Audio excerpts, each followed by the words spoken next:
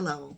In this video, I will discuss how a Christian counselor could conceptualize and respond to the needs of an individual presenting with substance addiction using Bronfenbrenner's ecological model.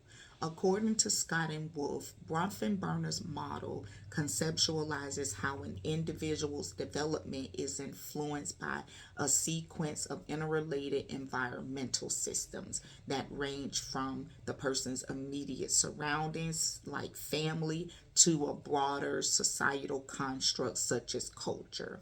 Bronfenbrenner divided the environment into 5 levels: the microsystem, mesosystem, exosystem, macrosystem, and chronosystem. He also considered the impact of biologics. Each of these systems represent a different level of the environment, and they contain elements that influence an individual's growth and behavior while they also influence each other. Using scriptures from the Holy Bible, the New International Version, or NIV, and English Standard Version, ESV, Scott and Wolf, Psychology Today, and the National Library of Medicine, I'll briefly discuss each level, applying its elements to the identified client. The microsystem. This is the innermost level, and it's comprised of the individual's like immediate environment, the people that they interact with daily. So think about like teachers, parents, friends, siblings, neighborhood, childcare, religion, and how those things shape this person's behavior towards substance addiction, what they've learned regarding substance addiction, and their values and beliefs surrounding substance addiction. 1 Corinthians 5 and 15 and 33 NIV says, "Do not be misled. Bad company corrupts good manners." And Titus 2 and 12 NIV, it teaches us to say no to ungodliness and worldly passions and to live self-controlled, upright, and godly lives. The next level is the mesosystem, and this is comprised of the relationship and the interaction between those in the microsystem. So like the microsystem, the mesosystem has a direct impact on an individual. So think about like interactions between kids, teachers and parents, friends and siblings, neighbors in the family, daycare in the family. So how those relationships will impact a person's attitude towards substance. Proverbs 22 and 6 NIV, it says to train up a child in the way he should go. And 1 Thessalonians 5 and 11 ESV, therefore encourage one another and build up one another, just as also you are doing.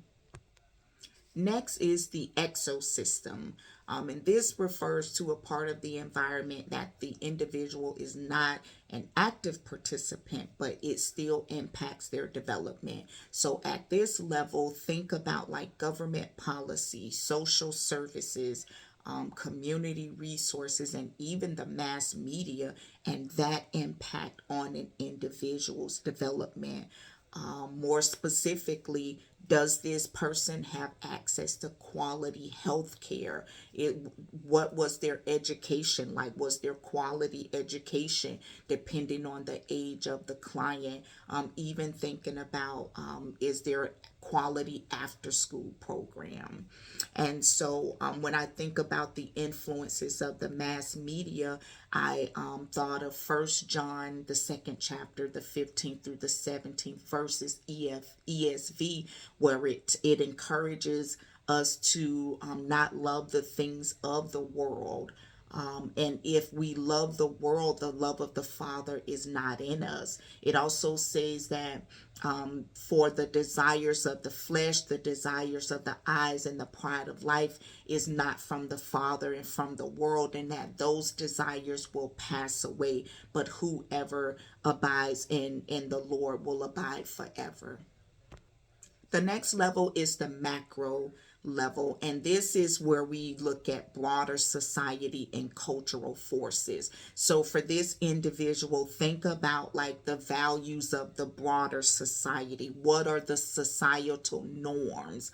What are the customs, the traditions, the ideology, and even the cultural belief within that system? And now the outermost level of the model, the chronal system.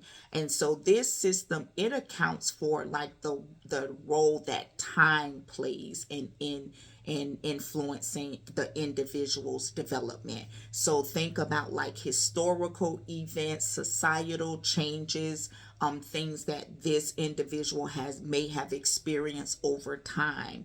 Was there a birth in the family? Did the family move?